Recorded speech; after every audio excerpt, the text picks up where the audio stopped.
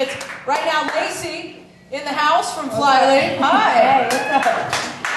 Hey, there's some things that have changed. You are no longer Lacey Mosley. That's right, I got married. Yeah, check it out. How's Yeah, it's awesome. You almost sounded like you were about to say it's exhausting. No, he's awesome. He's awesome. He's a wreck there, actually. Where is he? Was he the one tuning the guitar? Look at that. Say hi to Mr. Mosley or Sturm.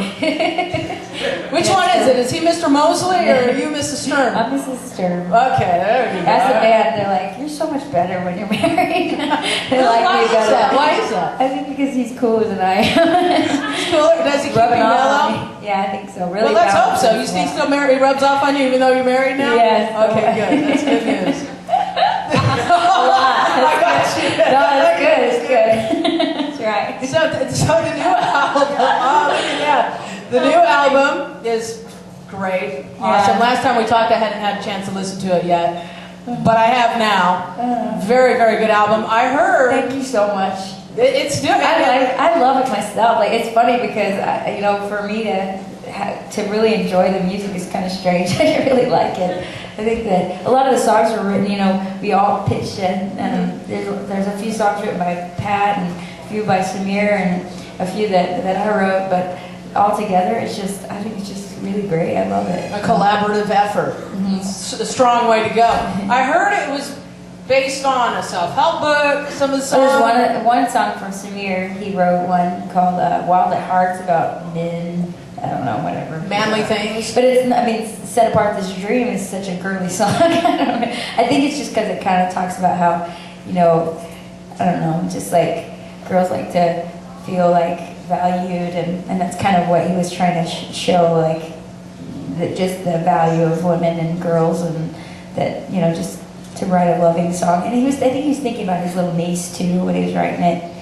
Just about dreaming for the best for her, in our world that can be so crazy, and just hoping for the best for her. So Set Apart This Dream was written based on that book, Wild at Heart. Right. It's really a man book, but it's a man's I liked it. With a feminine side. Yeah.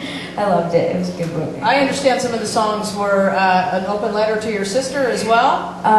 It's funny because I always keep her in mind when I'm writing. There's a lot of songs that I write that have no resolution, and I wouldn't want to sink her down into depression, because she takes what I say, with a lot of weight, and so I try to pay attention to how she's going to interpret what I'm writing, because there's times where you just got to sort through your brain and it's not a happy ending. But then I also feel like if I'm going to sing it to the whole world, then I need to make sure that as far as she goes, which a lot of our fans remind me of her. She's just going to turn 18 in a few days, and through this whole journey, all of our fans have been her age, kind of growing up. So I think, how's this going to affect her? So there was a few songs like Set Apart This Dream as well, that made me. I was saying that directly to her, hoping best for her as well. Well, you went through some tough times. We've talked about before, drugs and a lot of craziness in childhood, and we related on that. We both went through that. Did she manage to? Did you help her get away from that? I'm so thankful for how much smarter she is than I was at her age. But she did go through a lot of stuff too. But I'm so thankful that she's smart enough to look at my life and say, well, that didn't really work out for her, so I'm probably not going to do that. Right. So there were some things avoided, which is such an amazing thing to watch. To watch something I went through, the hell I went through, and then to see that she was smart enough to see I don't want to go through that too. And then it was like, okay, well, at least I went through it. She didn't, Right. Yeah. Hey, there was a purpose then. Yeah, absolutely. That's how I think about most things.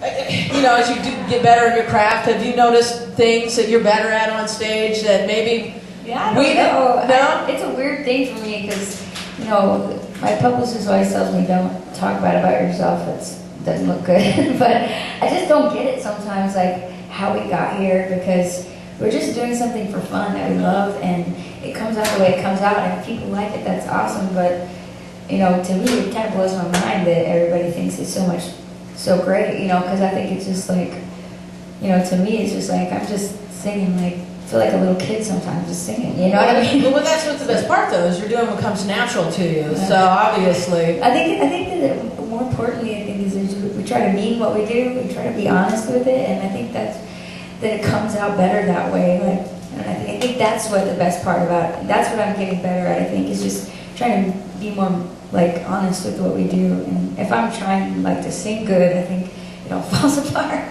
Right. I just never can, you know. Right. Like, Just be yourself. yeah. Just be yourself.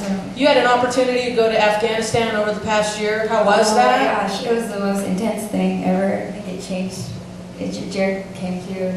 It changed a lot of like the way that I don't know, appreciate life. You know, because all those people there, you know, it's funny because we were putting out Memento Mori, which means remember you are mortal, and that was what you're constantly reminded of over there. They're like, okay, if there's a bomb shelter over in this direction, we need to head over here, and if it hits your building, then you don't have to worry about where the bomb shelter is, because you'll be dead. Yeah, right. So we're like, really? You know, and we're wearing like full body armor the whole time, and when we're sitting in front of, we're singing, everybody in the audience is wearing guns. They never take them off when they eat. They have guns on the whole time, like big, like, oh, their whole chest is covered in guns, and those people are so focused over there. You know, here it kind of feels confusing, like, oh, they're over there, we don't know what's going on, but they're so focused. They're like, we're here so that you can gather in big places and have a concert, and people can have a good time and not worry about getting bombed.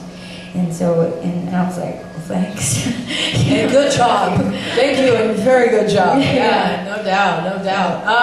Last time you were here, you did a little backyard party for us, and we appreciated that very much. I unfortunately missed that. It was so hot. It was so hot. Horrible. Yeah. Good old Vegas, good old Vegas. Good. But there's an employee here who told me, he goes, oh, I had this huge appreciation for Lacey because we were trying to feed her barbecue food. She wasn't having it because nobody does it better than Texas. That's true, actually. Yeah. They love Vegas barbecue. Yeah, nah. Sorry. What else does your hometown do better than no one else? Oh, that's a good question. What do you think? Mexican food? I don't know. Las Vegas might have good Mexican food. No, we had some good Mexican food today. Tex-Mex. Yeah, Tex-Mex, so that's good. We're all about, yeah. We love eating in Texas. So it's like a lot of things revolve around food. And yeah, I don't know. It's big. Like I said, everything's bigger in Texas. It's true. Parking spaces and everything. Everything. What is the most precious thing Flyleaf has given to you? Oh, gosh. I guess the relationships we have teaches me how to be a better person because you have to deal with each other. You can't get off the bus in a strange town. You have to deal with yourself all the time. Just be like, okay. I think that's the most amazing thing. Relationships? Yeah, relationships. Learning how to deal? Yeah. In that tight 88 van you guys used to do. You don't have that van anymore, do you? We do. Do you still have the van? Wow. We You do keep it have it. around or you used to travel it? Sometimes we let other bands use it that we Okay. know, like my little brother's band used it a few times, and so it's I don't think we'll ever get rid of it. It feels like our first home, you know, our first house. 88 Ford Club Wagon. Yeah, with the mattresses all piled up with the gear and stuff. We did that first, and then we got, you know, fancy. We built some bunks. I Yeah. painted them Awesome. white. Right.